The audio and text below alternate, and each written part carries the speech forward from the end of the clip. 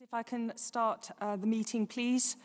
The first item on the agenda today is the notification of the appointment of the Chair and Vice Chair of the Strategy and Resources Committee.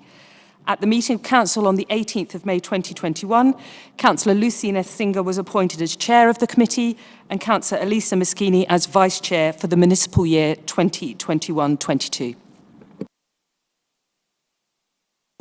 Thank you very much, Michelle.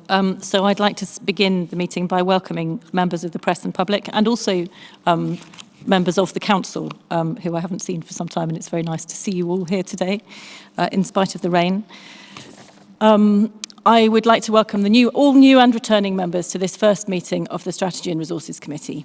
The County Council allows filming and photography at its public meetings, so please feel free to take pictures or tweet during the meeting. Can I ask, though, that everyone present turns their mobile phones to silent or vibrate during the meeting? The meeting room has been arranged to comply with public health guidance on COVID safety. On their advice, committee members and officers will remove their face coverings at the start of the meeting and replace them at the end. This is to minimise the number of hand-to-face contacts. However, if I could ask members of the press and public to keep their masks on, please.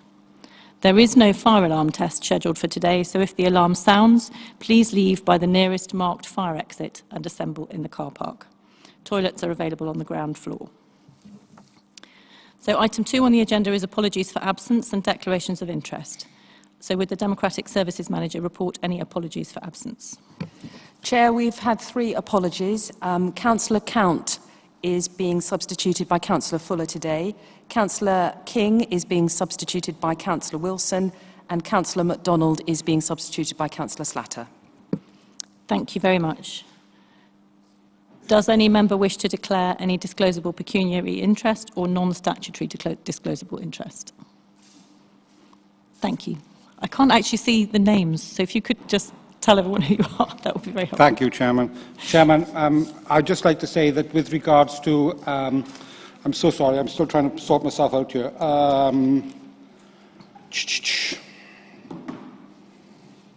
Item 7, there's a reference there to a building that the council has bought in Papworth, Everard. It's a former employer of mine owned the building. However, I haven't worked for them for several years now, but I do live close to that particular building. I just think it should be made, should be noted. Thank you, Chairman. Thank you very much. That's duly noted. Any other declarations of interest? None so far. Okay, thank you. We are being asked to approve the minutes of the General Purposes Committee meeting on March the 23rd and the Commercial and Investment Committee meeting on March the 19th as an accurate record. Can I ask if any member who does not agree with this proposal to raise their hand, please? Thank you. Those minutes are duly agreed.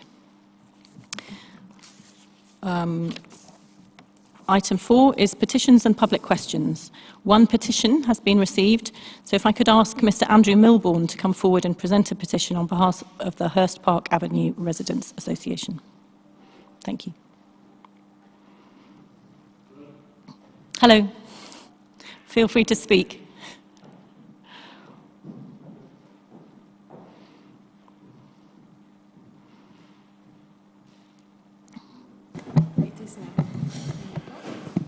Okay, can you hear me okay?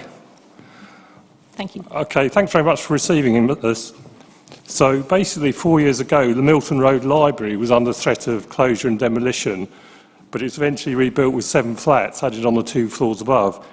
A great deal of community effort went into collaborating on the design process. The City Council contributed £100,000 to enable community rooms to be provided and fitted out. It was assumed the library was reasonably secure, but we recently found out that it is being sold off from advertisement in a local newspaper. The local community felt shocked and very let down. Within a week, 1,000 people had signed the petition, which immediately made it the 2nd largest number of signatories on the council website. Within 3 days, a demonstration at the library attracted 100 people and front-page coverage in both Cambridge newspapers. So the petition was, we call on Cambridgeshire County Council to use its influence as the sole shareholder and controlling entity of this land limited to pause the sale of the Milton Road Library building with immediate effect. This is to allow time for alternative solutions to be explored, which would allow the site to be permanently saved as a community asset. If the sale of the freehold goes ahead, the library will be lost within 25 years when the current lease runs out. A great deal of community effort has gone into creating this new community resource, and it would be a tragedy to lose it when it has already existed for about 100 years. Okay, so the County Council is paying a rent of £51,000 a year to this land, which makes it much more expensive than similar libraries, and therefore makes it a likely target for closure in the future. The long-term rental agreement does not provide an adequate guarantee, as the Council could easily buy itself out of this arrangement in the 23 years remaining. As far as we can deduce from the limited information, this land is unlikely to make a profit on the sale, despite getting a prime Cambridge site effectively for free. They have also encumbered the Council with rental costs of £1.275 million over 25 years. Compared to just keeping the old library, the Council could lose as much as £2 million from effectively throwing away the value of land and having to rent their own library forevermore. Thanks very much for your time. Thank you, Mr Milbourne. Mr Milbourne, if you wouldn't mind just waiting for a second while I check whether there are any questions for you from members of the committee. So, do any members of the committee have any questions of clarification for Mr Milbourne? No. Okay, thank you very much. Mr Milbourne, your petition is likely to be referred to during the course of this meeting. As the chair of this committee, I will be providing you with a written answer within 10 working days of the meeting. And we thank you very much for attending this morning and for your concern and the interest of the residents. Okay, well, thanks very much for your time, Thank councillors. We have received 6 public questions today, which will all be taken at the relevant agenda item. So we will now move on to agenda item number 5, and I will ask the Director of Business Improvement and Development to introduce this report first, and then take the public questions from Ms Anne Hamill and Ms Nikki Webb, and from City Councillor Jocelyn Scutt. So, Amanda. Yeah, thank you very much. Good morning, everyone. It's lovely to see you all in 3D. For anyone who doesn't know me yet, I'm Amanda Askham, and Director of Business Improvement and Development. So this agenda item introduces the Joint Agreement Action Plan, which is an overview of the actions which will be developed in the committees and proposals for tracking progress and impact of those actions. You'll know that the joint agreement was signed by the leaders of the Liberal Democrats, Labour and Independent groups on the 14th of May, and that a new joint administration was agreed at the Council's AGM the following week. This action plan is the very beginning of the work to turn the joint agreement into policies and activity. Over the next few months, committees will develop the outline actions into formal plans, which will be tested, discussed and agreed through our committee governance structure.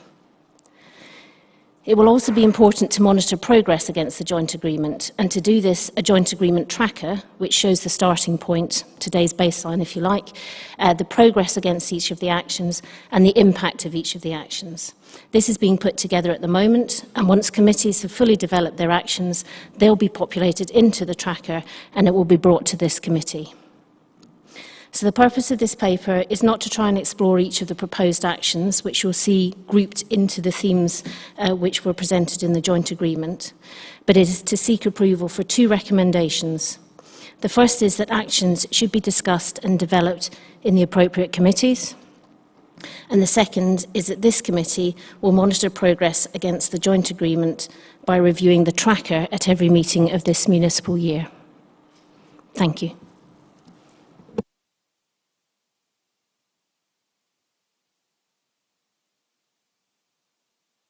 Thank you. Thank you, Amanda. Ms Anne Hamill, I think is the first question. So is she present?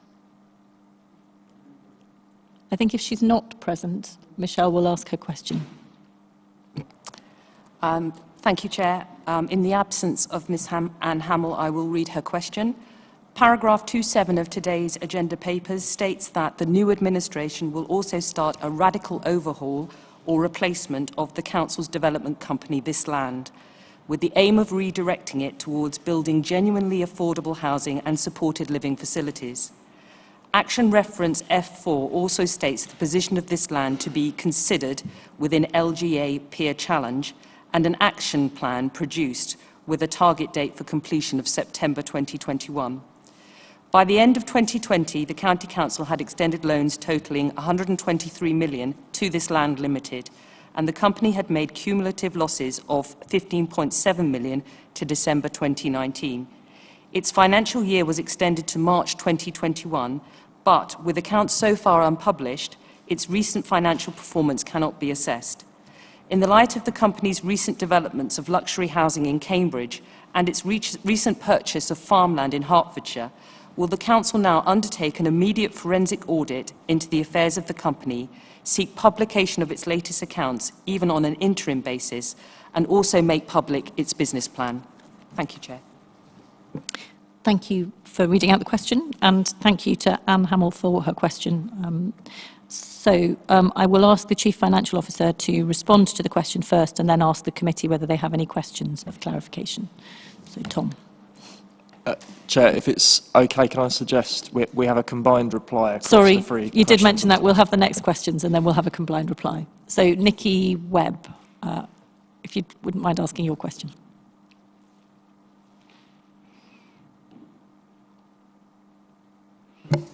Good morning, thank you for your time.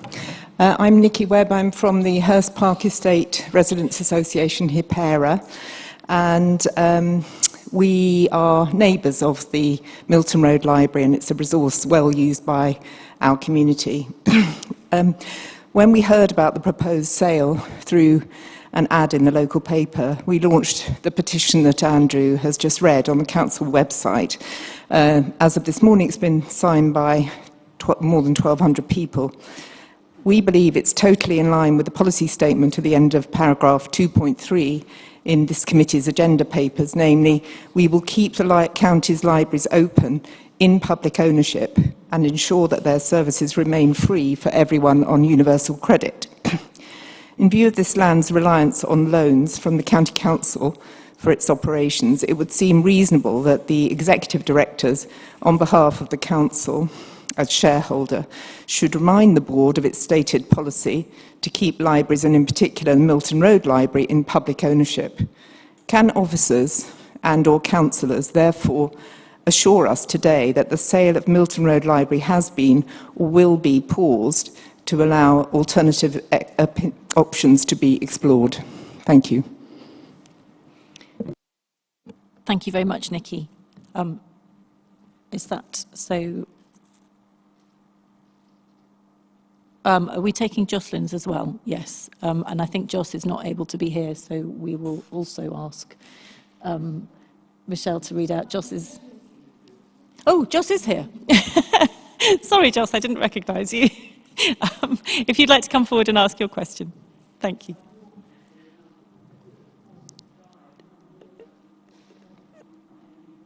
Right. Welcome. I think your microphone isn't on. Yeah, good. Well, thanks so much for having me. It's a delight to be here before the Cambridgeshire County Council. And my question relates to this land also, and the proposed Can I just check? Can everybody hear Joss? Or is the microphone still not working? Could you move it down a little bit, Joss, so it's no real... down like that. That's better, much better. Thank you. I'll start again. Thank you. My question relates also to this land in the context of Milton Road Library, but this land generally, because it's raising concerns not only with West Chesterton that I represent, but to my knowledge all over Cambridge and I would hope Cambridgeshire.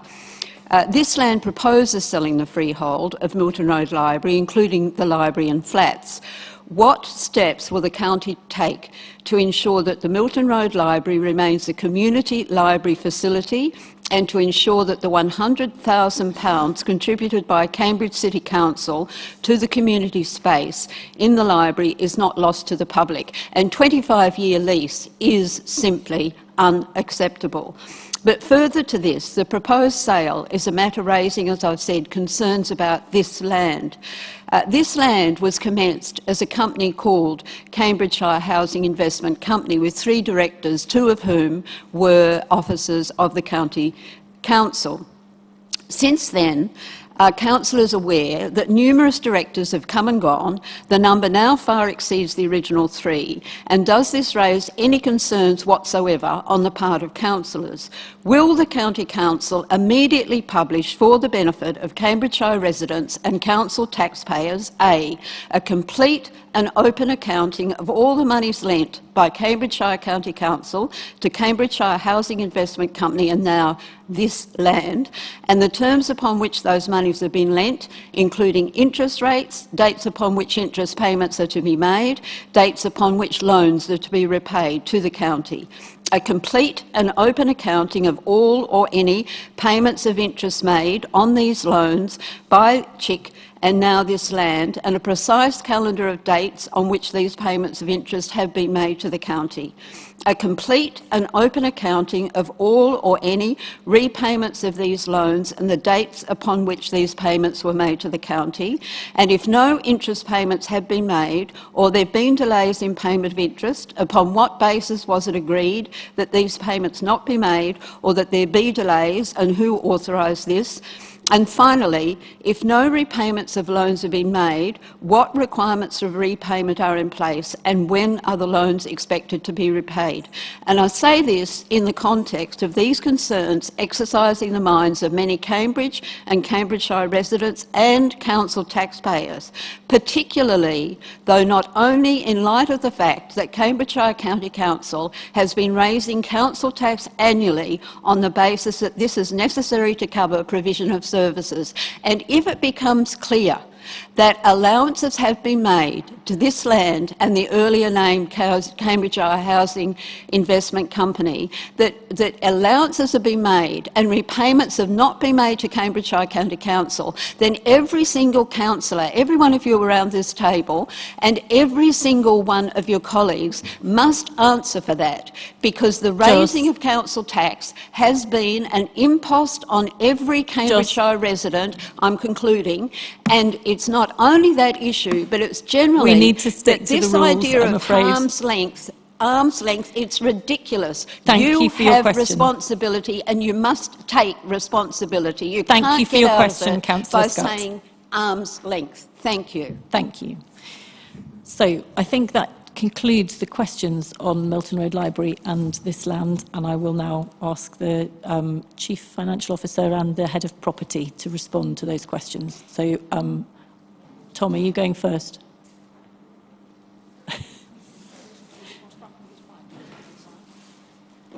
Can I let them respond first, Josh, and then come to you? I think that happens after the response from the officers.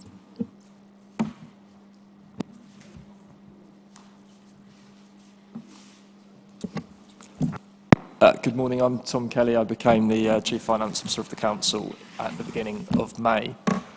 Cambridgeshire County Council is the 100% shareholder of this land. It is also the company's only lender, and in relation to Milton Road Library, as we've heard, it is the tenant of the library and community space.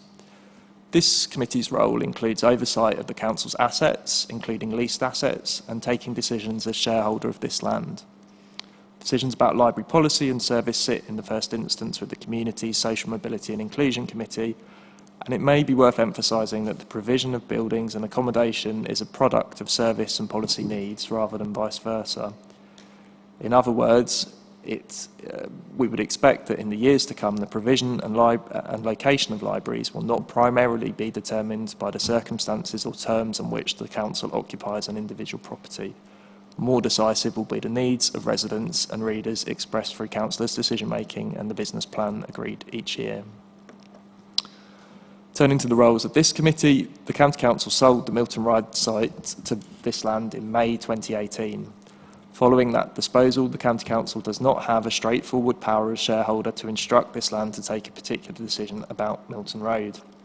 There is a separation in law between the role of the director and the shareholder. and the County Council has not reserved decisions about this land's property transactions to shareholders through the articles. As well as that general point, as we've heard, the current setup of this land specifically, which was also previously agreed, is that the Council deals with the company on an arm's length basis as an investor. The company has to maintain a commercial character and therefore it is not a contracting authority for the purposes of the public procurement regulations. As the lender and mortgage holder for Milton Road, the decisions the Council has previously taken are as follows. In January 2020, this land gave notice that they intended to sell the property, and in February 2020, the C&I Investment Group, subgroup, on behalf of the Council decided that it did not wish to preempt or repurchase the property. The purchase in prospect at that stage did not, however, ultimately proceed. In April 2020, the C&I Commercial Investment Committee, as it then was, received the This Land business plan. This committed to the sale of this property and thereby varying the mortgages, and it forms part of this land's business success going forward that there is a sale. In October 2020, the Council agreed to a legally binding protocol for handling property sales by this land. Through that agreement, the Council limited its preemption power to repurchase properties only if the property had not been properly marketed by this land or it was being sold at less than market value. In this constrained context, the leadership of the Joint Administration have requested that officers consider what scope the Council has to make any variations to the current proposal, particularly safeguarding the Council's position as a tenant. This is being actively worked on and involves negotiation with this land and the potential purchaser, so we are unable to give further details on this currently in a public answer. The Council's current lease at Milton Road expires in May 2044. In 2020, the Council and this land agreed to remove the 5-year breaks from the lease. The existing lease is already protected by the Landlord and Tenant Act 1954, and this means that the Council has the statutory right, in most cases, to renew the lease when it expires in 2044 on terms not significantly less favourable than before. And there are only certain restricted grounds on which the landlord could refuse to renew the lease at that point, and those have to be dealt with through a court process should the landlord seek to exercise them. On this land more generally, we have published at page 166 of the agenda papers for this meeting the total financing to this land as at the 31st of March, as well as the repayment timescales. Since then, in this financial year, this land has repaid 2.04 million several weeks ahead of schedule. This means the total amount currently on loan to this land is 113.85 million. We will also publish today on the agenda page for this meeting a breakdown of all of the outbound and inbound loan advances and repayments and the years in which they are due to be repaid. Whilst the principal amounts of the loan have been paid on time, there was a delay previously in receiving some interest payments from this land. This was during a period where the Council was awaiting and then considering an updated business plan from this land, and whilst the Council withheld advancing further loan funds until there was greater certainty, at the same time, this land needed to defer making interest payments. With the agreement of the revised business plan last year, this issue was resolved in August 2020, and this land are now up to date or ahead of schedule with both interest and principal, and they also paid a penalty sum for the delays to interest payments up to 2020. To date, the Council has not published the exact interest rates or exact dates for interest and principal payment on the basis that this information relates to this land's business activities, and if it were disclosed to a competitor, it would be liable to cause harm to this land's business. The change in this land's accounting date was reported at the February meeting of Commercial and Investment Committee. The Council has received the draft accounts for the 15 months ending 31st of March 2021, and we will consolidate those into the Council's draft financial statements to be published before the 1st of August. Those are unaudited figures at this stage, but I can say they show a profit before interest and taxation and a significant improvement in the company's cash balance. The company continues to make significant interest payments to the Council, and this has been vital to mitigating the level of savings the Council would otherwise have made in recent years. At the same time, this land's accounts continue to record an overall and growing deficit on its balance sheet. This will remain of keen interest to this committee, and it aligns with the business plan adopted last year, and the committee is due to consider the annual update early in the autumn. That will happen in the context of the review of this land that the Joint Administration has committed to. We expect the LGA peer challenge to give an initial view through the peer challenge, and in order to ensure a thoroughgoing and specialist input, the expectation is that an independent advisor will be engaged thereafter. There is coverage of this land within CCC's internal audit plan. The company accounts are subject to external audit, and within the last fortnight, the company itself has also appointed its own internal auditors at the Council's request, which we will draw assurance from. And then finally, returning to Milton Road, I just also draw attention to page 105 of the committee papers today. These record the significant spokes investment of 897k at the Asham Road site, which is retained by the Council a few metres away from the Milton Road Library, signalling the Council's ongoing investment in public buildings in that vicinity. Thank you. Thank you very much, Tom. Were we also expecting a report from the Head of Property? Or no, that's great. Okay, in which case I will now open to members for questions on this item. Josh. Thank you, Chairman. It's a shame that we didn't take questions after the speakers, because actually it was the speakers that I wanted to question. Obviously, we've had a few now. But I will ask, if I may, City Councillor Scutt a question. Councillor Scutt, as a previous county councillor, 2 questions. Firstly, can you confirm how many libraries were closed under the previous administration in the last 4 years?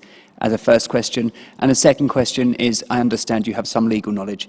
And with that legal knowledge, I'm sure you're aware that an arm's length company, as governed by legislation, has to remain arm's length. If not, then the government would question the fettering of that arm's length company and see it nothing more as a delivery vehicle, and insist that we pay back any profits that the arm's length company have. And bearing in mind the comments from the finance officer about those profits, how would you intend to find those millions of pounds? Thank you for your question, Councillor Schumann. In relation to the arm's length issue, that does not preclude every councillor from being responsible for what this land has been doing, or does in the future, should it exist in the future. Every councillor has responsibility, and I accept, as a former councillor, responsibility for what was occurring during the term that I was on the council. However, I should say in that regard, I began asking questions about this land from the outset, and that's actually on record.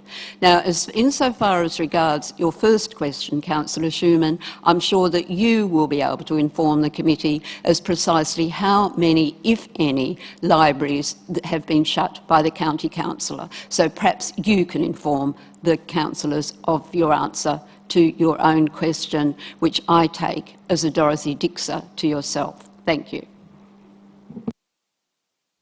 Thank you. Are there any other questions from members of the committee to those who've asked public questions for clarification? Okay. Thank you very much to the members of the public for coming.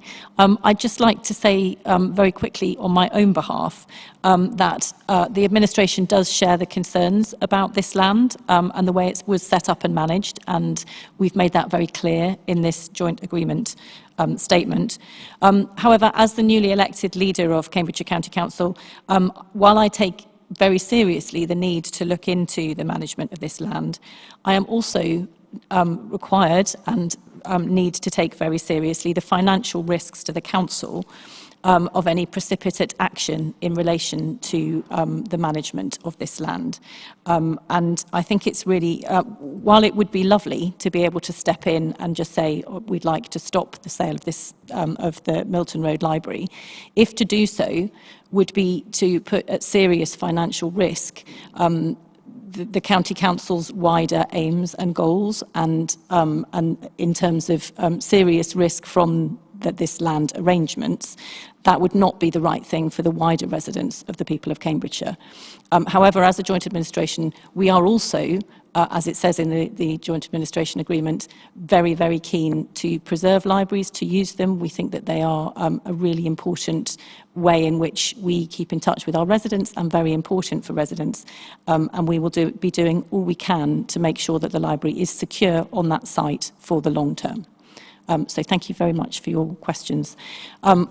We will now move to the debate on the rest of the joint administration paper. So are there any questions from members on the rest of that? It's quite a large document. Josh, thank you. Chairman, again, if I may, can I just get clarity on a couple of questions from the officers on the points that they've raised before we move on to the debate? Sorry, which bits, which points? Some of the comments that the Chief Finance Officer's made. Would you like to be more specific about which points you want clarity on? If I can ask the officer the question, that'd be great. Yeah, thank you. Tom, thank you. Thanks for the information. Can I just, and part of this question probably won't be to you, but probably to our title, Business Development Improvement, and Business Improvement Development Director, or the Chief Executive. So, firstly, Tom, can you confirm that this land will be publishing their accounts, and whether that when those accounts are published, if they are in a profitable position, if the administration were to take more of an active role in the operation of the company, what risks that puts the council and its relationship with this land at? And then potentially what financial implications there could be if we were to involve ourselves more heavily with the running of that business. That's the question one. Question two, as I said, probably aimed at one of the other officers, is around the protection of libraries. I understand we've had 3 questions concerning the protection of libraries this morning. And I just want to be very clear. First point is how many libraries were closed, or how many net difference in libraries under the previous administration. And on a linked point, which members were involved with the extending of that lease agreement, which I understand was originally only intended to be a shorter lease, I believe a 5-year with a break. I may recall that wrong, but why that lease was actually indeed extended to 25 years. Thank you.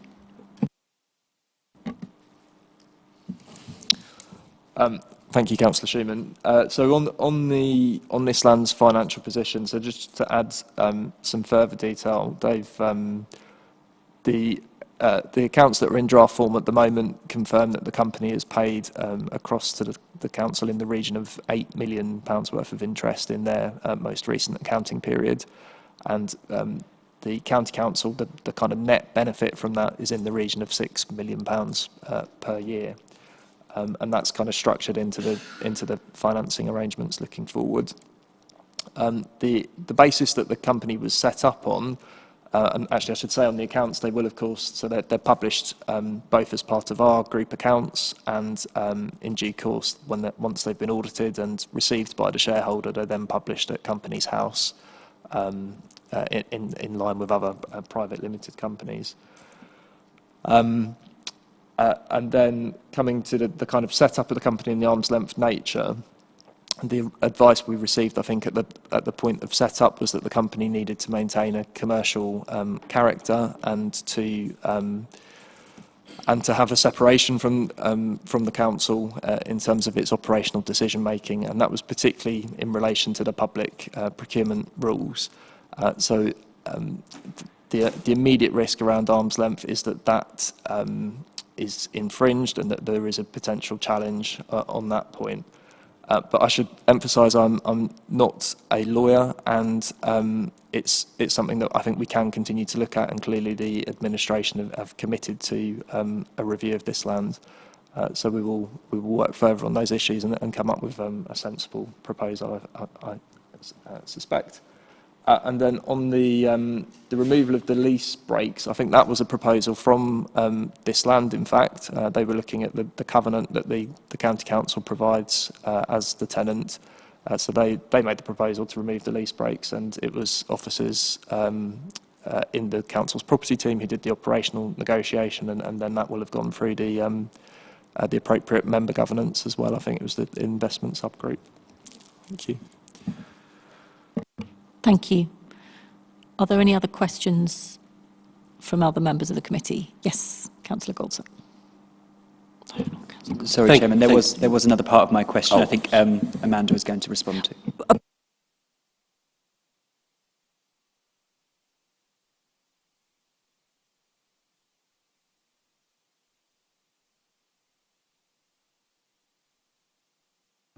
Did you not hear that? Amanda's microphone is not working. The answer to the question is that no libraries were closed during the previous administration. Thank Thank you, Josh. Are you satisfied with the answers? Councillor Goldsack. Question to the Finance Officer, if possible. Thank you, Chair. The question I'd like to ask is, back in November, we did a This Land presentation to all members of the previous administration, and that's all members of all parties. Can you tell me if anything has fundamentally changed from the business plan that was presented to all members then to that which is now?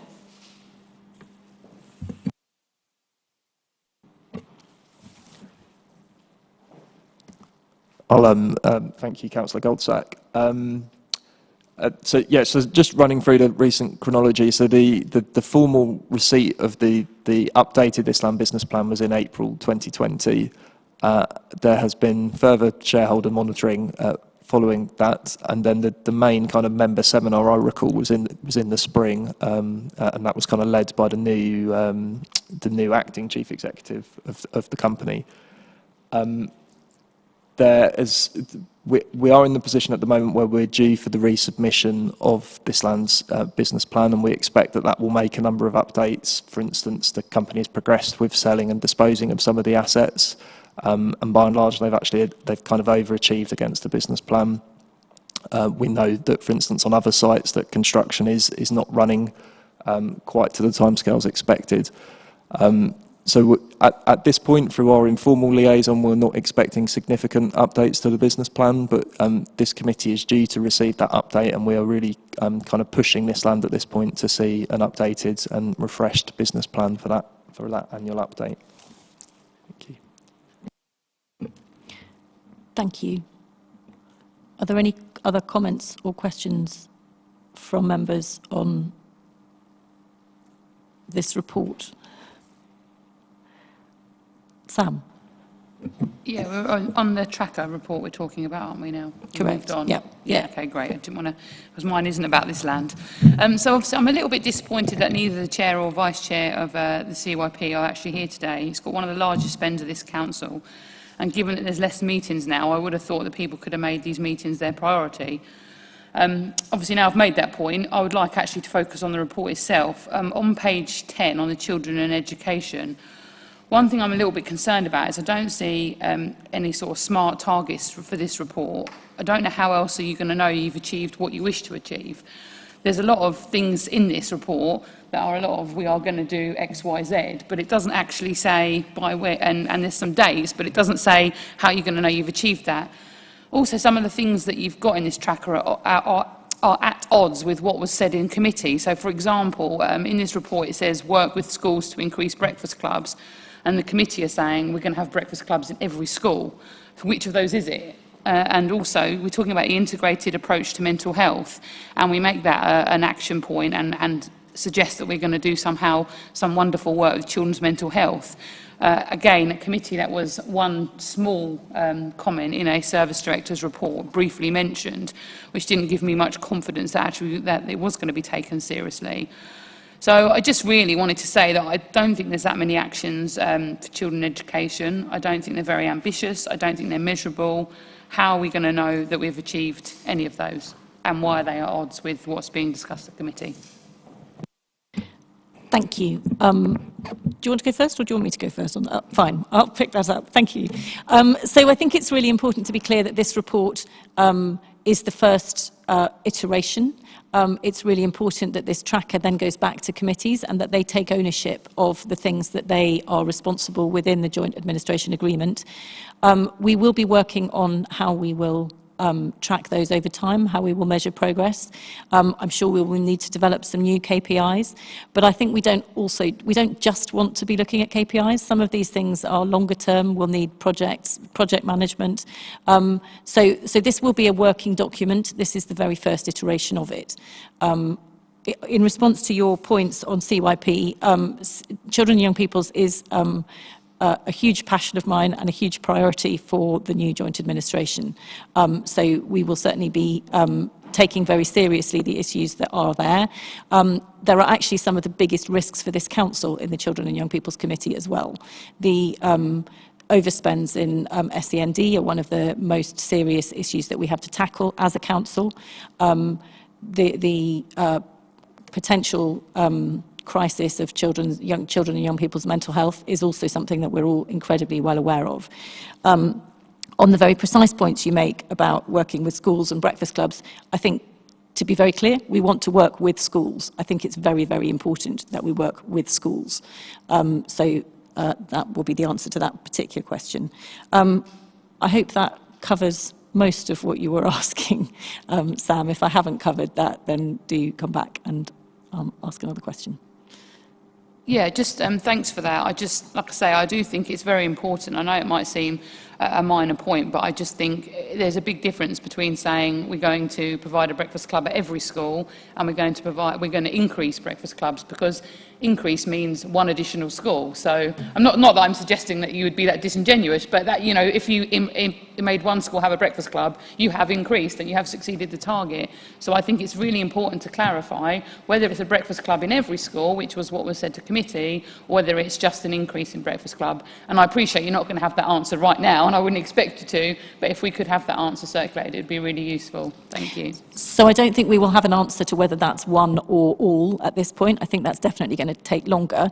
But I do also think that the point that you made about with schools, and which is in the agreement, is absolutely crucial. I think that it will be a key priority of this council to be working really closely with all the schools in our area to understand with them what the best way to provide for children in their area is, because it's not the same in every place. So I hope that's helpful. Just come back, it's not really, because what went to committee was every school, and you're saying it's not, we can't have an answer soon, but either there's been a mistake in these papers, or there's a mistake in the papers. Okay, so I'll pick that that up. I will pick that up, because if that was in the papers, then that does certainly need checking. Josh. Thank you, Chair. I think naturally we've segued into debate rather than questions for officers, but that's absolutely fine. And on that basis, before the debate continues, I'd like to propose an amendment to the recommendations. The amendment would read that at an additional item, recommendation C, that officers populate Table 1 with a comprehensive baseline on all of these actions. This is to happen at the next meeting of this committee or at the earliest opportunity. I think the conversation and comments from Councillor Hoy and yourself has just indicated that unless we know exactly what position we are currently in and what position we would have found ourselves in on the natural trajectory under the last administration, how can you possibly make bold pledges and commitments to increase those provisions? And that's not just in the children and young people sector, it's across all sectors of this council. So I think it's absolutely imperative that the now administration, the coalition administration, understands where we are and where we were going to be in order to live up to those bold statements in the Pact, which I think are fantastic. That's exactly what we want to see for the residents of Cambridgeshire, and I applaud any of those really positive commitments that you've made. But it would be naive, if not foolish, to try and make those commitments without understanding exactly where you would have been or where you are now.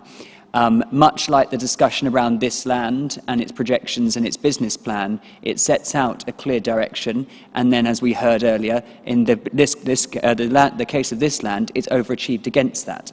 In order for you, as administration, to be held to account by the public who are desperate to see that you deliver against that pact, then this addition is absolutely essential for you to really understand how you can add benefit or add to the direction of travel in which the Cambridgeshire County Council was going in. So I'd like to make that recommendation for that additional amendment to recommendation C, and I believe I do have a seconder. Thank you, Chair. Thank you. Amanda.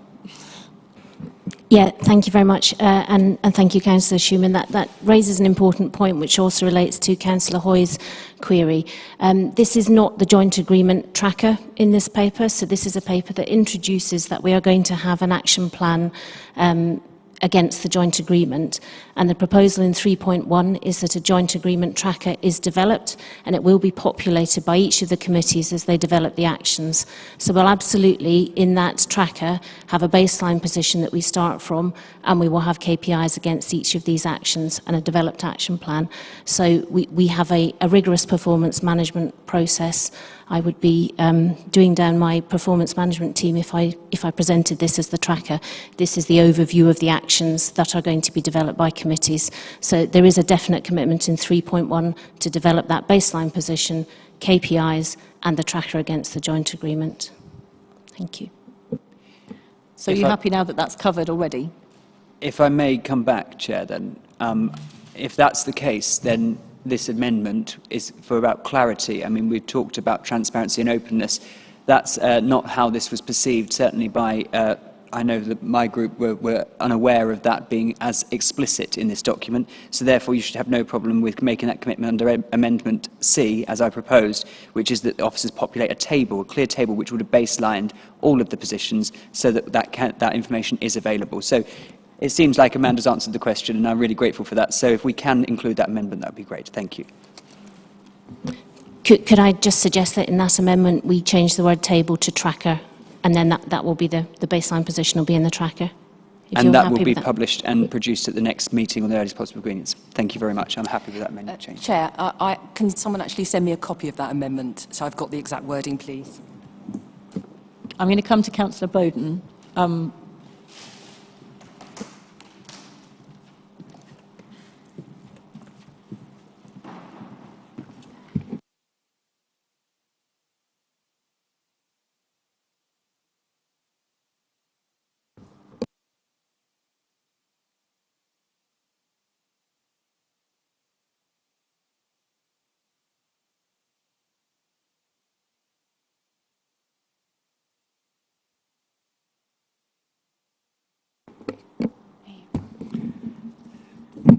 Thank you very much.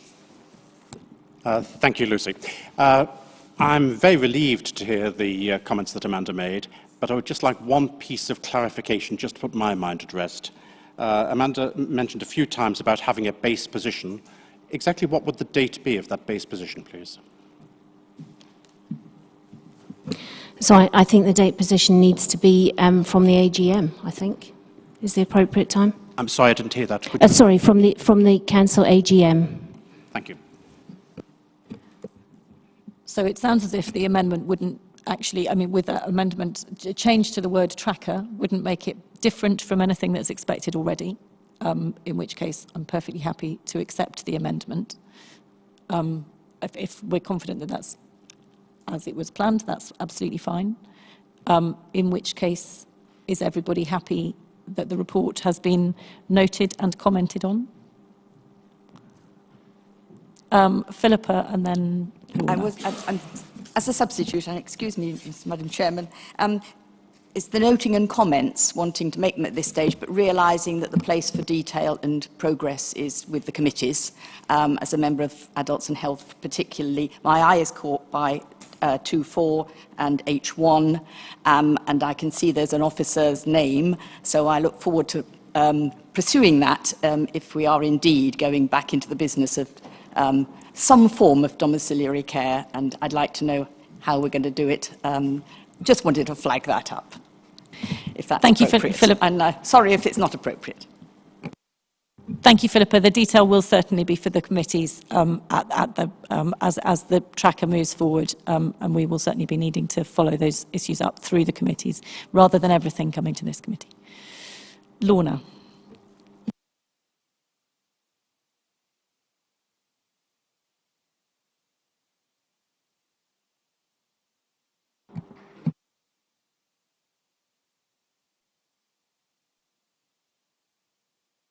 Do you want to try shouting?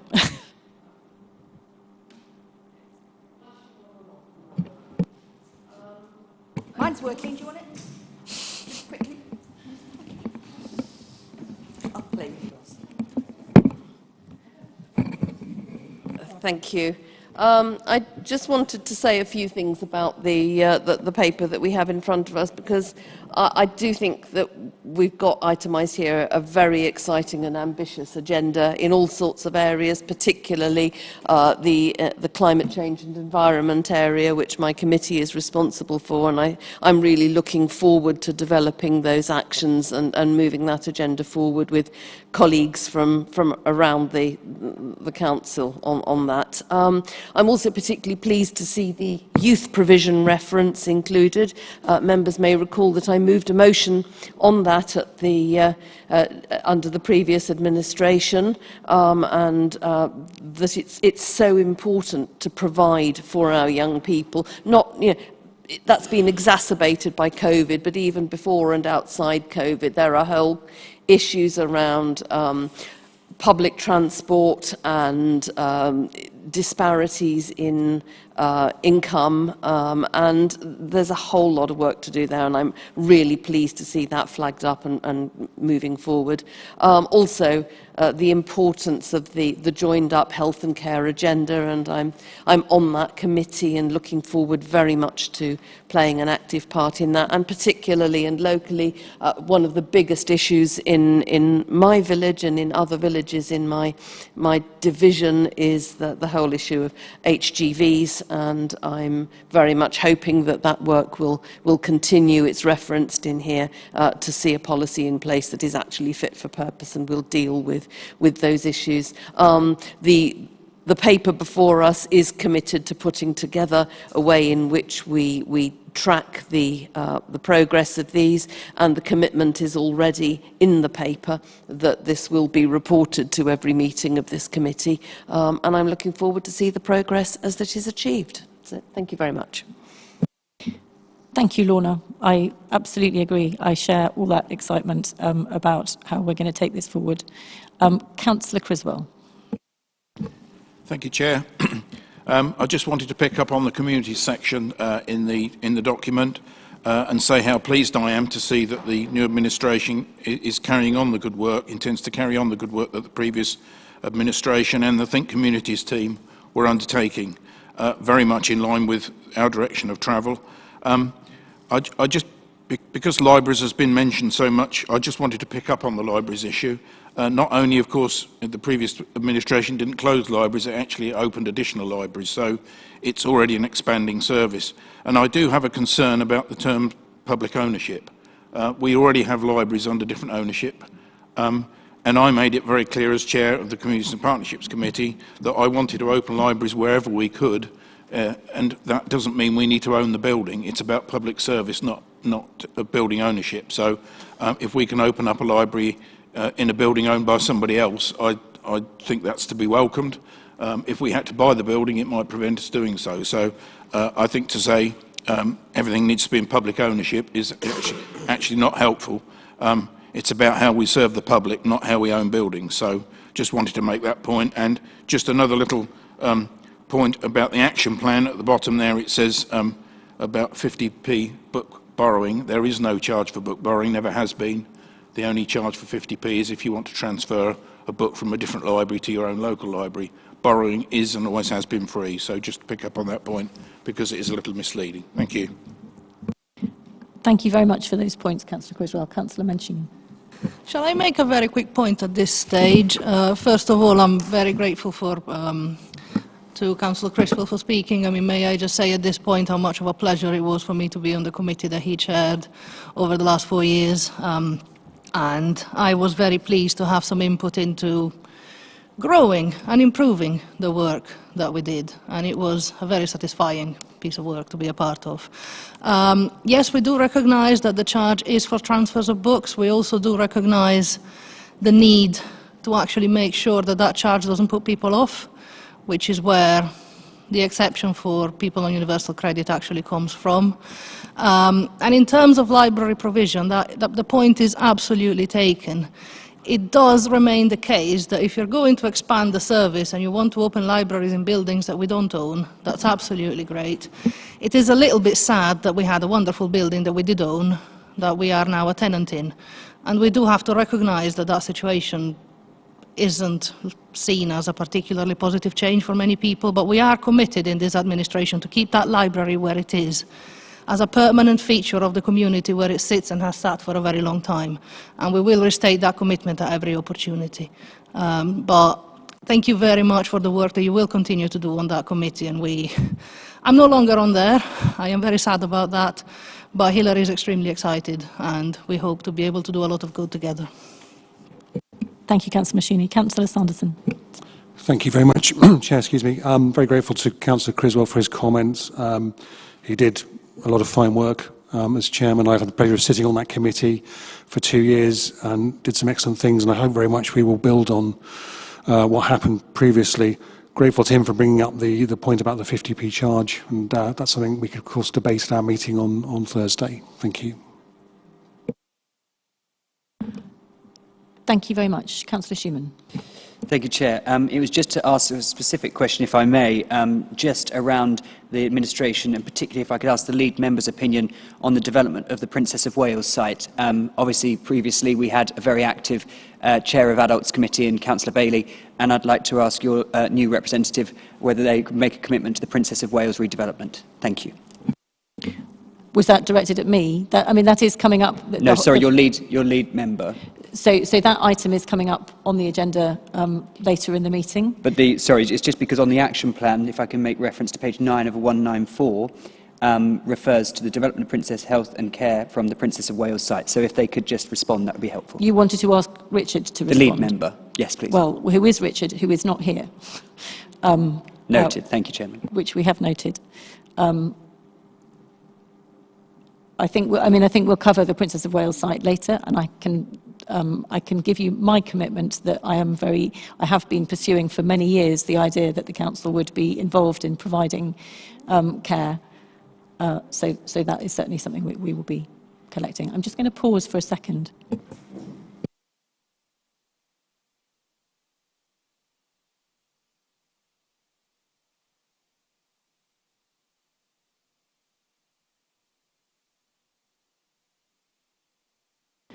Councillor Hoy. Yes, I don't want to make a massive issue out of this, but I do feel a little bit uncomfortable because we keep being told online, and yourself as leader, how concerned you are about COVID spreading, and masks should continue to be worn after the 19th, including apparently 87% of Liberal Democrats believe that is the case as well.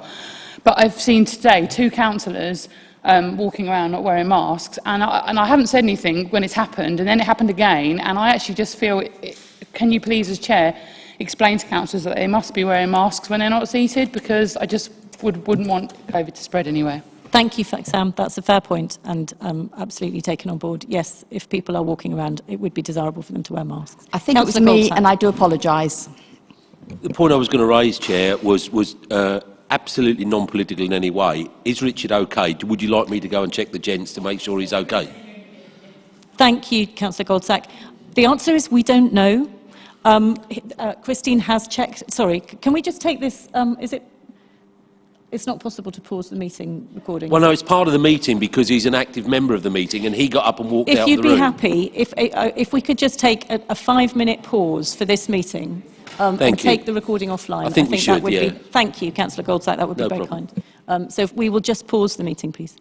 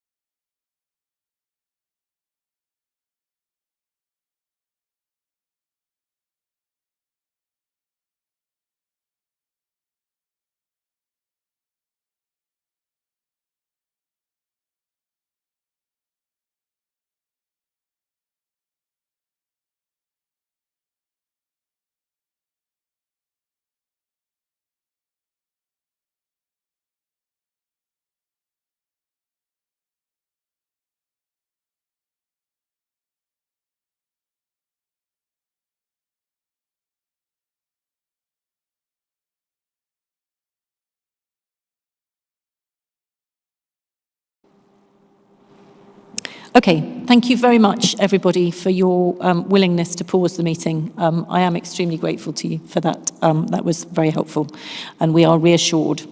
So that's excellent. Okay, we're still returning to item 5 on the agenda, the Joint Administration Action Plan Tracker, and we've had quite a good discussion on this so far. Are there any other points that people would like to raise on this item? We've had an amendment recommended from Councillor Schumann and Councillor Bowden, which I'm happy to accept. I don't see any further debate on this item, so I'm happy to move on. Just to say that, as with Lorna, I'm very excited about the proposals that we've got for our administration. I'm also very grateful to Conservative members for their support of our proposals. So that's excellent. I think we've noted and commented on the report, so we will take that item and move on to item 6. So that's the Integrated Resources and Performance Report for the period ending the 31st of March 2021. So if I could ask the Chief Financial Officer to introduce the report, and good luck with the microphone.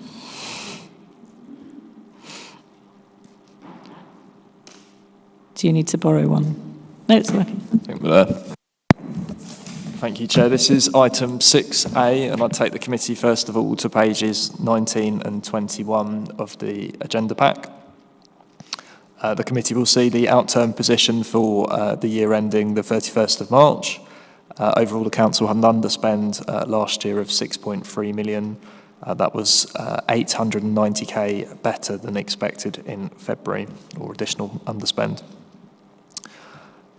And additionally, on page 19, the committee will notice the number of children in care showed a decreasing trend across the whole year as a whole, and historically that's been a key indicator of financial pressure and demand. Page 23 shows the trend in the forecast across the whole year.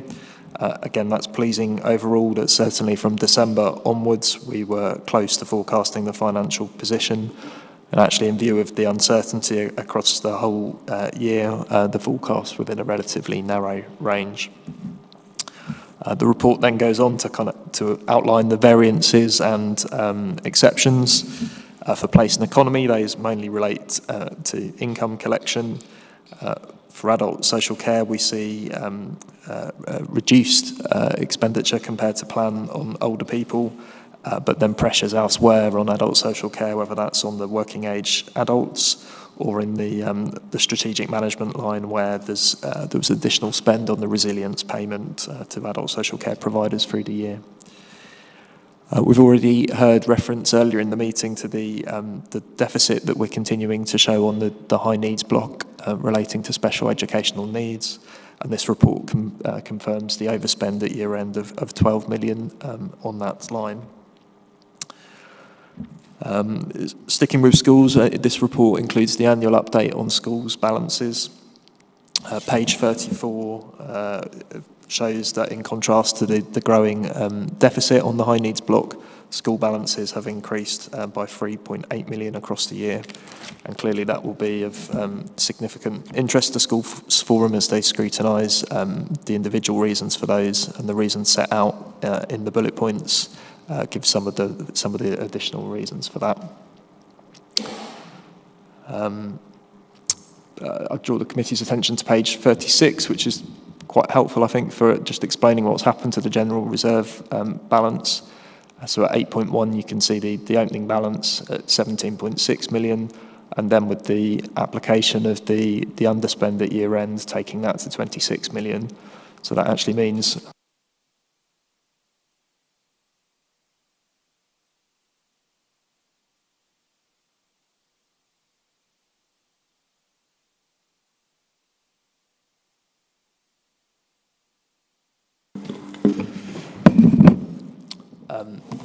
so that actually takes the general fund reserve balance from 17.6 million to 26 million and increases that from 3% of gross expenditure to 4%. Just continuing through the report, it's as it is the year-end report, I'll just take slightly longer with it, and conscious we have a new committee as well. So at page 39, the committee will see the net borrowing graph. and the impact of holding additional cash and carried forward balances through the year has actually meant that the growth in net borrowing is less than expected, and that line tracking pretty closely with the year-end position from last year.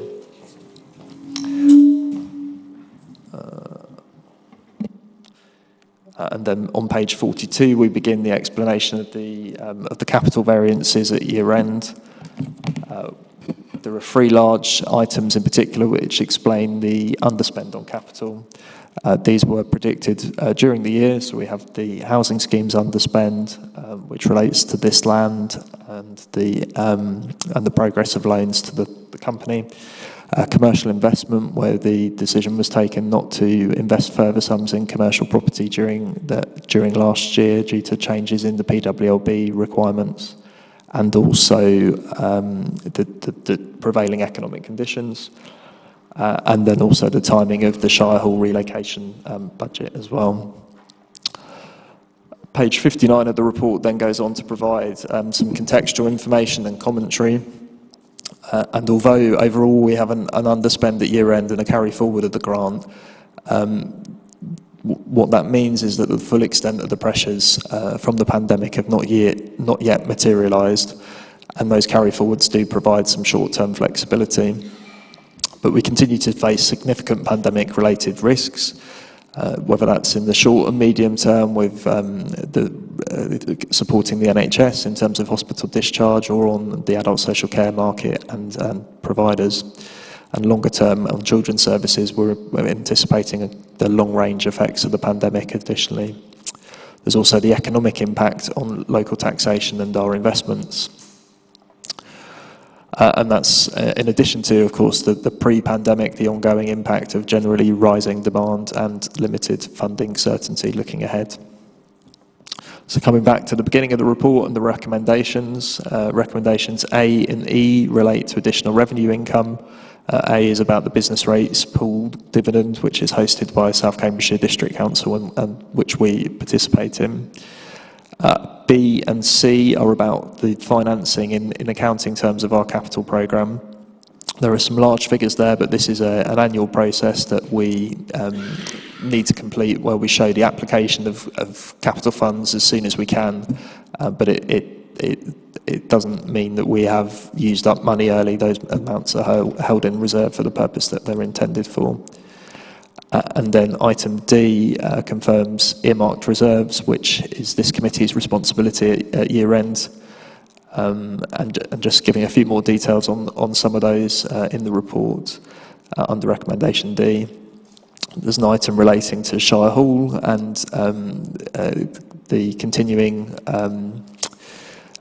the fact that we will be in occupation of the site in Cambridge for longer requires an earmarked reserve to deal with some of that pressure. We have on coroners both a structural and a one-off pressure, and this element relates to the one-off amount. And then finally on NHS debt, which has been an issue this committee's predecessor has been closely interested in. There continues to be progress with the NHS in negotiating a settlement overall on debt, and at year end we received some cash against that position. What we've done through this earmarked reserve is put that cash into reserve rather than apply it against invoices until we've settled the wider piece. So it's the year-end reports are quite long and detailed and complicated, a number of recommendations, but happy to take questions. Thanks. Thank you very much, Tom. Are there questions on the report? Councillor Bowden. Thank you, Chair. First of all, I should apologise. I didn't ask you, how would you prefer to be addressed in these meetings? Chair, Lucy, Councillor Netzinger, what would you prefer? I'm happy with either Chair or Lucy, and I'll leave it up to you. If you're happy with Lucy, I'd rather keep it informal. Thank you very much. I always find the reports which are produced by CCC's finance departments interesting and well presented. And I read through this with great interest, and I'm grateful that it was so easy to follow. But one thing did puzzle me significantly, and that is the creation of a this is on page 58 of the paper, by the way, the creation of a £2.824 million reserve, an earmarked reserve, to do with the historical adults and NHS debt, which goes back to the period between 2017 and 2019. And it does cross-reference to Note 1 of Section 12.1 of the report on page 40, where it's made clear what this relates to, and the fact, as is stated there, that £6.1 million of debt is over 1 year old relating to this. My first surprise was why we would continue to show as a debtor an amount which has already been paid. The normal accounting practice surely would be to reduce the amount that has been paid to show the current amount that is outstanding, rather than to create a reserve against the gross debt. And my second concern was I couldn't actually work out from the information provided whether the real amount outstanding at the 31st of March 2021 was the 6.1 million mentioned in Note 1, or whether it was 3.276 million, being the 6.1 less the 2.824 reserve. So I'm very surprised that this has been done at all, and I also can't work out what it actually means. I'm very happy for you to answer this, Lucy, but if you want to pass it over to Finance, that's your prerogative. I'm going to pass it over to Finance. Thank you. Well, thank you, Councillor Bowden. I agree with you. It is an unusual treatment. And to some extent, it relates to the NHS's cash flow position. The reason we haven't applied it against individual invoices, which would reduce those debtors, is because there isn't agreement yet which invoices it relates to. So there is headline agreement from the NHS that they owe us funds. They were in a cash flow position at year end where they could address that, so they've lodged those funds with us. But we still need to work through the detail of that settlement. So the treatment we've arrived at, and we'll go through the audit, and I'm relatively confident it will be an acceptable treatment, is that until we've settled the whole piece, we haven't applied that against any of the individual items. But the actual issue of solving the debt is continuing to be escalated. There's fortnightly calls between myself and counterparts at the CCG, Peterborough City Council also in a similar position. And there's operational liaison about how we ensure we don't reach a similar situation in future in terms of assessment of individuals for health contributions. Thank you, Lucy. I understand fully. Thank you for the explanation given. I understand it fully from a practical point of view. But from an accounting point of view, we are inflating debtors and we are creating an equal but opposite reserve.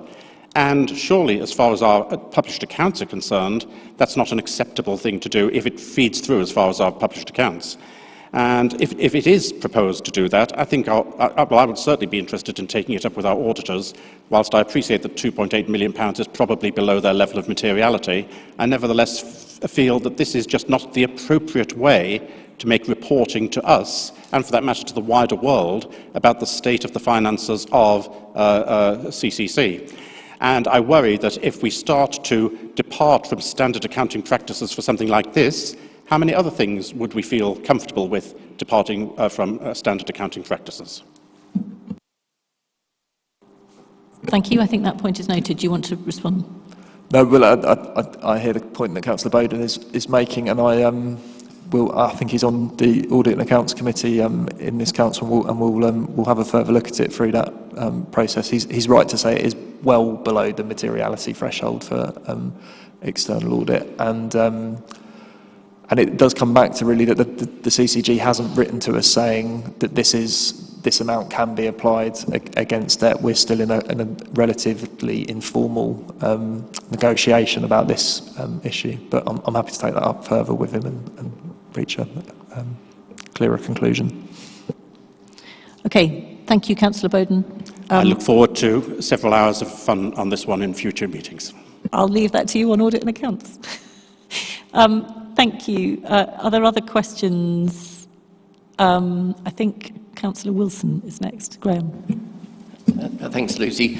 I wanted a commentary, please, Tom, on the savings tracker on page 70 to 72. There are a number of savings which are shown as black, 8 of them, and 2 of them are red. Are these material in the greater scheme of things? Are we carrying those savings proposals forward to this financial year? And are there any particular comments that you'd wish to make on why we haven't achieved the savings that the previous administration was aiming for? Thank you. Thank you.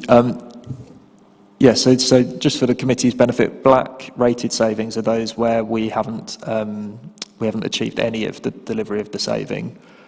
And the committee will note from page 32 that we've had quite an exceptional year for savings delivery compared to previous years where the variance has been less striking. In this year, we're in a position where nearly 50% of the original savings haven't been delivered. That is heavily impacted by the pandemic, and the committee or its predecessor has been kind of well apprised of that all the way through the previous year. I think we are in a position where we've been able to address that through business planning. So there is further temporary pressure support, in some cases backed out in future over future years. But that, as we'll come on to in the next report, doesn't lead on to sort of significant variances that we need to redistribute and reallocate from as a result of that.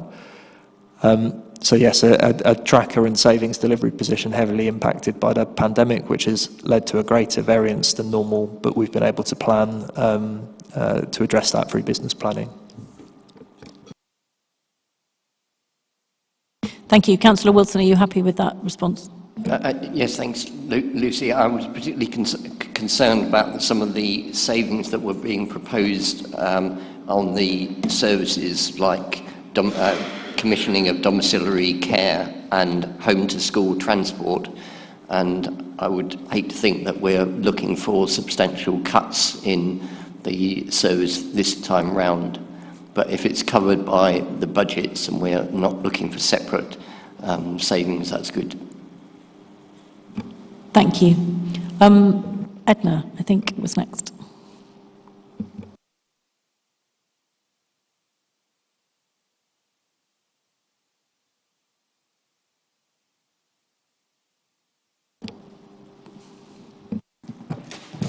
Right, does that work? Okay. If you'll indulge me, I've got a few questions, but I'll pick up with the savings tracker first of all, and it's probably a question for Tom, if that's all right, through the chair. So, looking at the historic savings that there have been, I just wonder, as a point of information, if you could tell me whether those are the historic savings, do they tend to be one-off?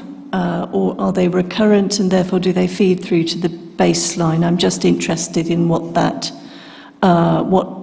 means, that table. Just on that one, first of all, they will be, the majority will be recurrent. So the figures presented are on a recurrent basis. Occasionally, we do have one-off savings, but I wouldn't expect that that's a large portion of what you can see there at all. So if we could look at page 23, there's an outturn graph, which is very helpful and interesting. I'm just interested in where the divergence is. So, for example, you've got place and economy dropping in the winter months, and I wonder if that is a seasonal effect, or indeed is that deferred expenditure? The major issue you can see there is to do with, and I guess heavily pandemic impacted again, but we changed our assumption during the year about the income we receive through sales fees and charges compensation. So as you can imagine, place and economy received significant compensation for lost parking and highways related income. We initially started the year with a relatively cautious estimate about how that scheme would operate and whether we would receive all of the funds that we claimed from government. I'm pleased to say we did receive all of those funds, and the main downward movement you can see there is that adjustment. Thank you. And if I could, I'm nearly finished. If I could turn to page 39, the section on the balance sheet. The graph there did not seem to flow naturally from one year to the next. Obviously, the impact of cash is there. So 2 questions there. One is, what's happened at the beginning of this last year to make the net position higher? And is cash real cash, or is it recognised income? Thank you. So this graph looks at real cash. By and large, the rest of the report is prepared on an accruals basis, but in terms of treasury management, we're managing a cash position. If I've understood the point about can you transpose from one figure to the next, the March figures are for the 31st of March and the April figures are for the 30th of April. So it's not like the March figure translates into a 1st of April figure, and that's why you have a disparity between the close of one year and the first reported figure for the next year, if I've understood the question. Okay, and my final point is on page 52, 13.3.4, looking at the housing schemes. You've mentioned it already, the changes to the PWLB rules in November 2020. I'm just wondering, first of all, what are they? And what are the significant changes that we need to know about? As I say, you've mentioned it once already, and it's there as a key issue. And the second question is, are you saying in this report that this land don't need the cash?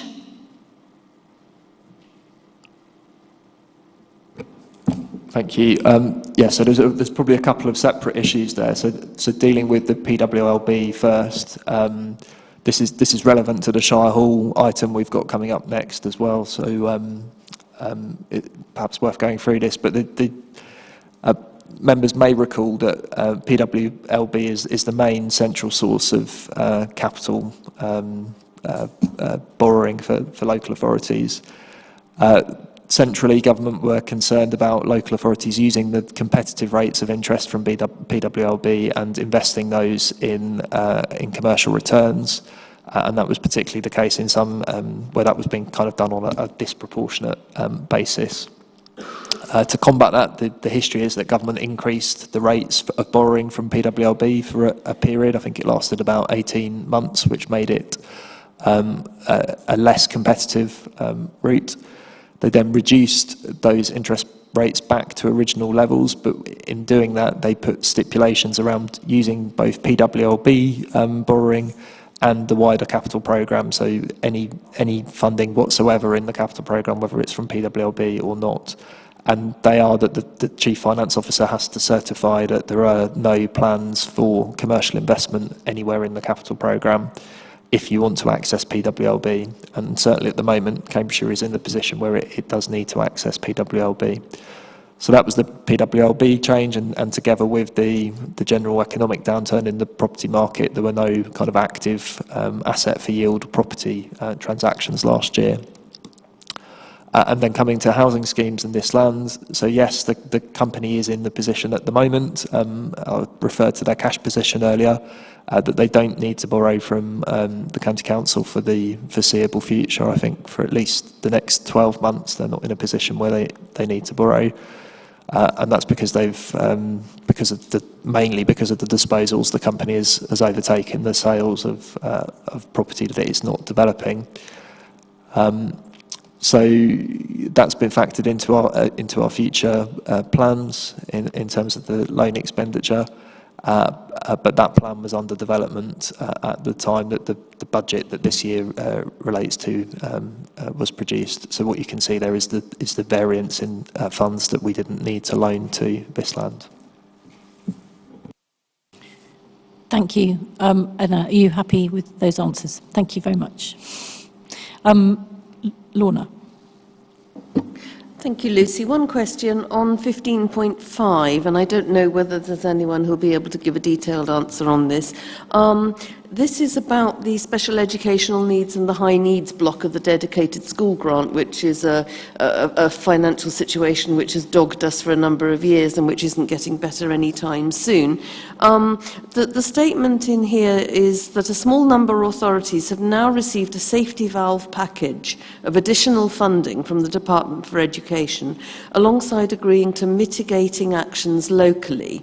Now, I'm pleased to see that it then goes on to say that we are keen to explore this and are in touch with the DFE about the local deficit. But the thing that puzzles me is that, as this has been something that has concerned us for so long, one would have thought that any obvious mitigating actions would already have been taken.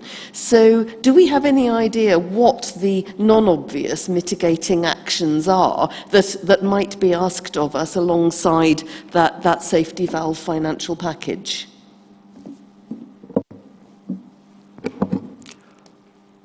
Thank you, Councillor Dupre. So those safety valve packages have, in general terms, focused on dealing with kind of recurrent pressures.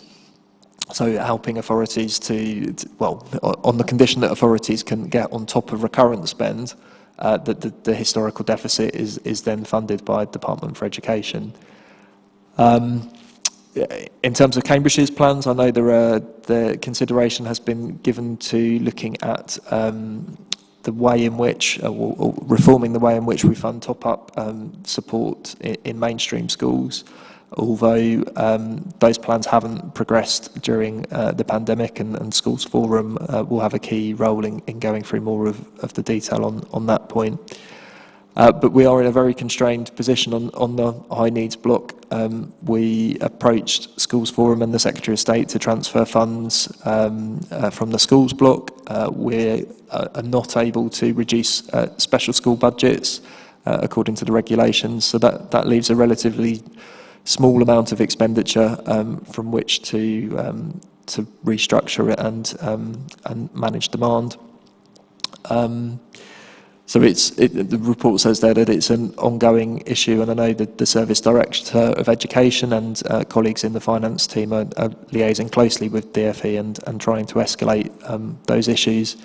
But it's also an issue that many councils are facing across the country, and to some extent we are less of an outlier than we were a couple of years ago in terms of the magnitude of that deficit relative to the expenditure. But absolutely right to raise it as a significant issue that needs further detailed consideration by the relevant committee in Schools Forum. Do you want to carry on, Lorna? Clearly, this is a moving situation, and we do need to keep on top of it. I think my concern is that we shouldn't be forced into agreeing, in order to get a small amount of money, any mitigations that are going to be severely detrimental to a vulnerable cohort of children and young people to whom we have a statutory responsibility, but also a moral responsibility. And I would be very concerned indeed if that were the case. So I'd want to look very closely at what these mitigating actions might be if we were asked to take them. Thank you. Thank you. I think that's a very good point. Any further questions on this report? Okay, I just want to sum up very quickly on it to say that while the previous paper that we were just discussing laid out the new administration's quite ambitious plans for improving things in the county, this report makes it very clear that it's going to be quite challenging to do that, because the legacy, the financial legacy that the new administration has taken over is in no way easy. The 6.3 million underspend that this report is leaving for this year is a legacy of the COVID money, and that money will all disappear quite quickly in COVID needs that will undoubtedly come forward in the coming year. In the meantime, there is a £7 million pressure in adult social care, and a £12 million overspend in special educational needs, and a £22 million unfunded budget gap for the coming year. So there is no question at all that this council is in a difficult financial position. and that it's going to be a very, very challenging budget round. It is enormously disappointing that the previous administration chose to make cuts and claim that they would be able to provide income from investments and that hasn't been forthcoming, and that therefore the council is £20 million less well off than it would have been had the council chosen other paths to make its income go further. So we are in a very difficult financial position. We will need to make very difficult financial decisions in the autumn, but we will be working on that over the summer and hope that it will be possible to come forward with a budget that does deliver on all of those exciting plans that we have for the future. So having said that, I haven't heard any opposition to anything in the report. I think I gave you an opportunity to speak earlier, Josh, so I think I'm going to carry on now to say that we have noted the report. Chair, if I may, you said, are there any further questions for the officer? And I'm sure the minutes and the recording will play that back. This is not a question for the officer. Are you stifling the debate? Is that what you're saying? No, I'm happy to take your question, Josh, but I do want to finish this now. It's not a question, Chair.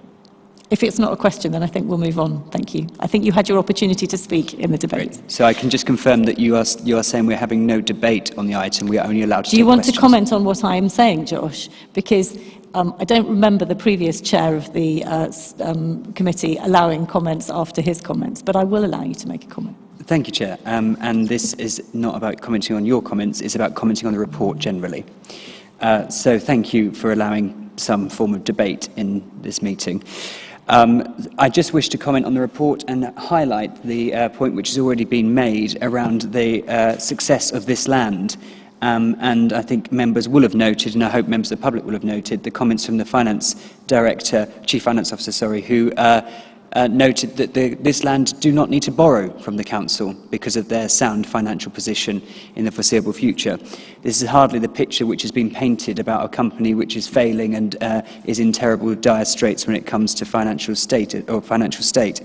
And also to note that this, although is welcome news with regard to the brilliant work that obviously this land are able to do in order to deliver against their business plan, over-deliver against their business plan, but slightly sad news for the council because we make money from their borrowing, and we've continued to make money, as we heard again, about the millions of pounds which the administration received over the previous 4 years from this land and its other commercial activities.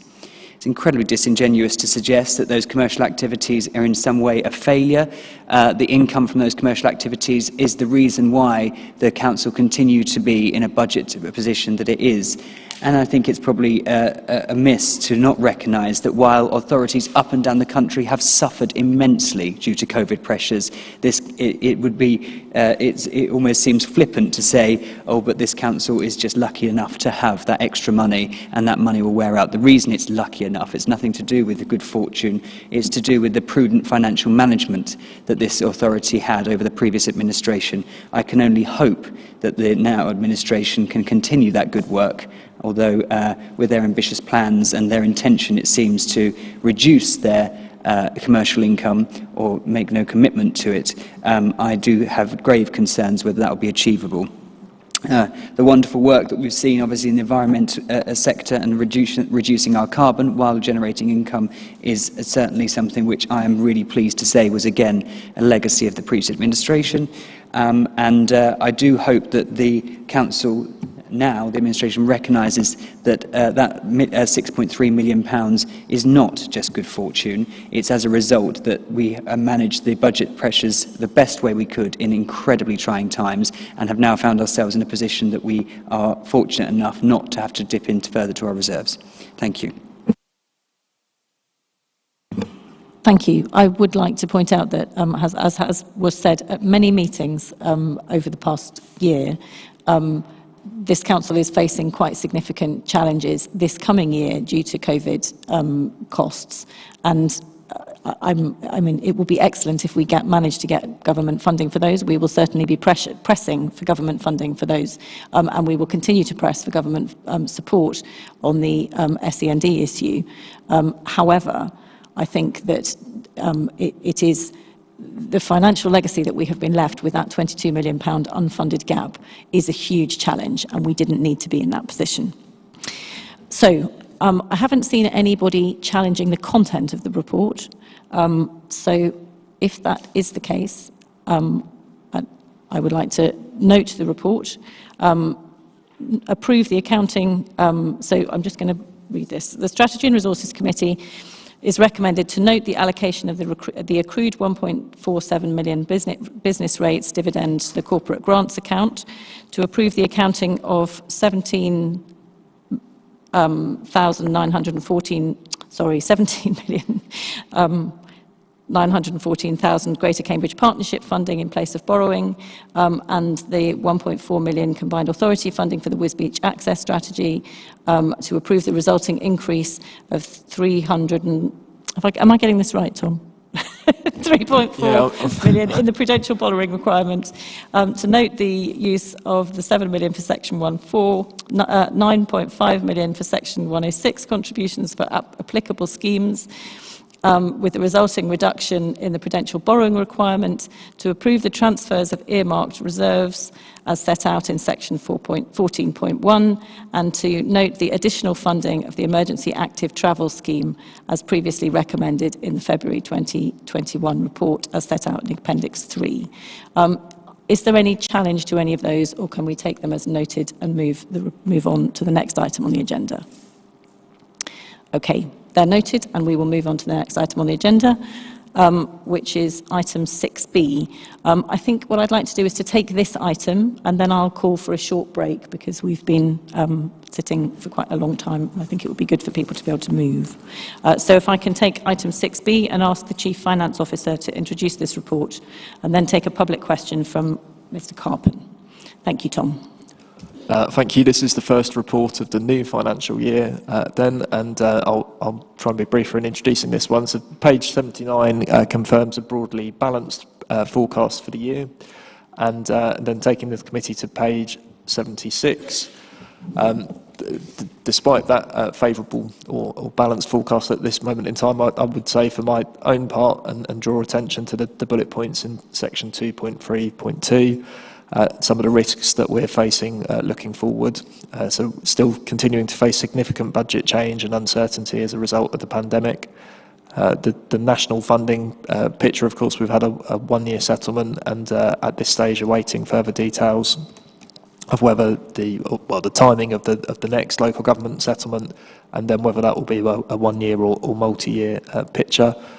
The committee will see through this report and the previous one, we've at the moment got a large number of non-recurrent grants, which are obviously a challenge to build a more medium-term basis for planning from. We've heard reference already to the £22 million funding gap looking forward, and in addition, the short-term flexibility we have through the accumulated reserve and amounts of grant carried forward. That does provide some short-term flexibility, but not recurrent funding, which is the pressure through the report. The rest of section 2.3 then sets out some additional investments. I'm expecting that members will talk to some of those in more detail, but if I just highlight section 2.3.6, this reflects a process that's been conducted most years to review the opening budget position and compare that to the actual underlying levels of activity, opening pressures or deficits or surpluses. That identifies that there is 2.7 million of budget for items that were expected at the point that the budget was set that are not currently needed due to recent developments, and the best part of £1 million worth of additional pressures that were not anticipated. So the report suggests removing those items that have not come forward from individual budgets, holding those centrally, and allocating in the other direction to meet those additional pressures. I referred to the coroner's item a little earlier. I think then the rest of the recommendations are fairly straightforward, confirming the capital funding position where amounts have been carried forward, adjusting the phasing or updating on capital grants, some budget transfers within the property service, and H&I also relate to capital funding updates as well. So that's probably all I need to say in introduction. Thank you very much. Sam, we've got a public question. Are you happy to take that before your comment? Yeah. Michelle, I think you're reading this one. Yes, we've received a public question from Mr. Anthony Carpen, who unfortunately can't be with us today.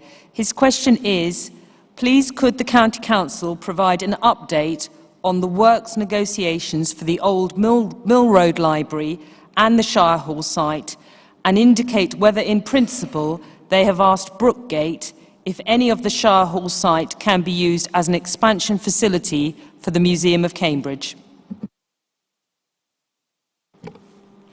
Thank you. So I think the Assistant Director of Property will be giving this answer.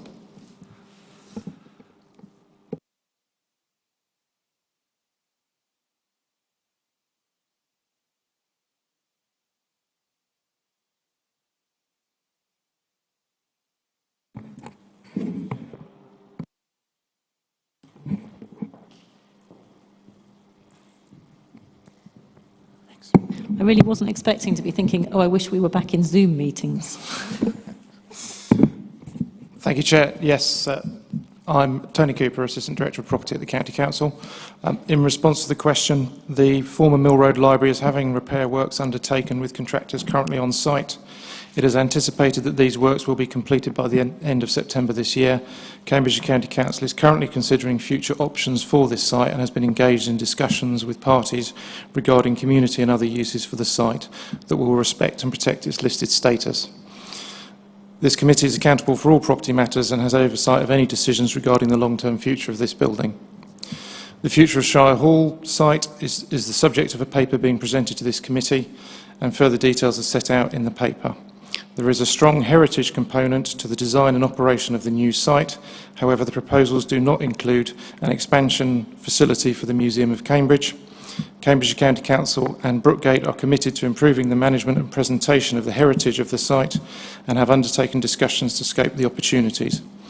We've also worked closely with local cultural partners, including the Castle Hill Open Days, and previous discussions have included those partners. As the heritage proposals are worked through, we will continue those conversations. Thank you, Tony. Since Mr. Carpen isn't here, I think we'll probably move on now. So we'll move on to debate on this item. Are there any questions? Sam, I think you had a question. Yeah, it was a bit of a point, really. I've noticed in the report about Wisbech Access and also the secondary school, and there's obviously the money reduction is obviously just due to the phasing being slightly different. I understand that. One thing I'm a little bit concerned about is there was a meeting on Wisbech Access with local members due in May, immediately after the election. That was cancelled.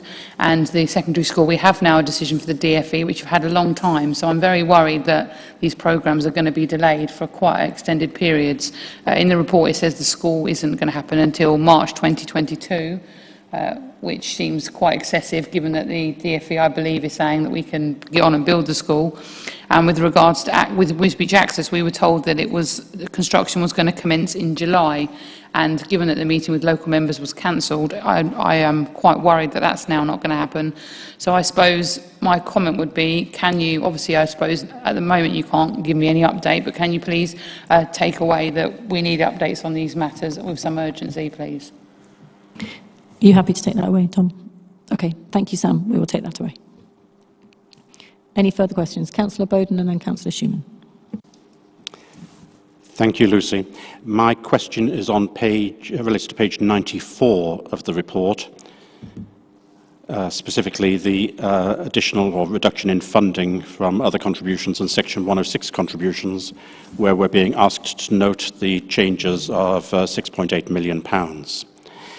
The second largest of those items is a combined authority scheme to do with the March area transport study of £2.072 million.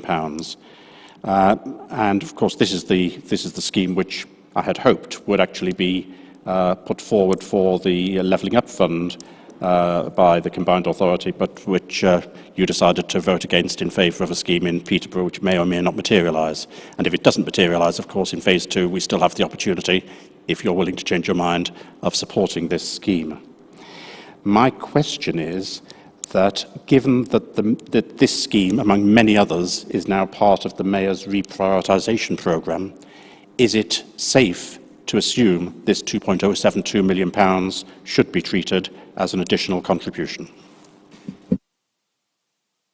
So I'm going to go to Tom first as the additional contribution on the accounting point, and then I'll come back on the levelling up fund. Well, our normal approach on these is to only include them in the report when we have paperwork and a firm expectation that funding will be received. I can take that individual one away to check that position with the team and the combined authority.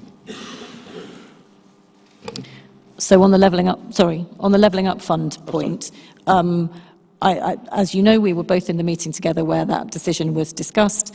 I think that there was some uncertainty at the start about the way in which the levelling up fund money could be bid for, and it became clear that it was only possible to put in one successful bid, and therefore Peterborough were given some more time to put their bid together. As you know, we will come back to whether they have managed to make that into a successful bid in the future. And as you also know from that meeting, had we not decided to give Peterborough some more time, I would have been very supportive of the March bid. So I hope very much, I was supportive of the March bid if we were not going to delay and allow Peterborough that time. So we'll see what happens. The Peterborough bid is for a significantly larger amount of money. So if the goal is to get the maximum amount of money into the Cambridgeshire and Peterborough area, then that fund that would be a good reason for supporting the Peterborough bid, because it would bring more money in from national government to the combined authority area overall. But the March access, March area transport study is also important, and I will also be supporting it in the longer term. I hope that's helpful. Thank you, Lucy. That's extremely encouraging, your comment. However, bringing money in isn't sufficient. What we need to do is to bring money in which can actually work for the area. And when you have one scheme which has a BCR, a benefit cost ratio, which is twice the other scheme, then it behoves all those who have a vote to consider carefully what the actual benefit is to the area, rather than just look at simple cash amounts. But if I may just go back to the comments just made by Tom, I was a little bit concerned about his answer, because you will be aware, being a member of the Combined Authority, that virtually all the capital schemes of the Combined Authority, with the exception of those which the Mayor describes as having a shovel on the ground, which I don't fully understand, but with those exceptions, virtually all of them have gone into a reprioritisation programme, and we don't yet know what the result of that will be, and in fact whether all of those schemes will continue to actually be funded by the Combined Authority. And in that context, rather than just merely looking at this item in particular and considering its future, may it be advisable for officers to look at all of the items which are currently under consideration, with a view to making sure that we're correctly considering what the outcome of those is likely to be. Because what we all considered was likely 2 months ago isn't necessarily the case now. I think that's a fair point. Thank you. Josh. Thanks, Lucy. It was just a very quick comment on page 78. And it was just to recognise, and I'm sure you'll join me in recognising the fact that this administration has been able to remove nearly £2 million, or over £2 million, from the Adults Committee without affecting frontline service expenditure. And this is about the prudential financial planning that was put in place to try and cope with the COVID measures. Thank you. Thank you. Any further comments on this report? Okay, in which case I think this report has been noted and commented on, and I think in line with what I suggested before, we will take a 10-minute break now to allow everyone, for good health reasons, to get up and walk around, and we will restart the meeting at 12:05, if that's okay. And just thank you, Chris. A reminder that while you're moving around, please make sure that you're wearing your mask. Thank you.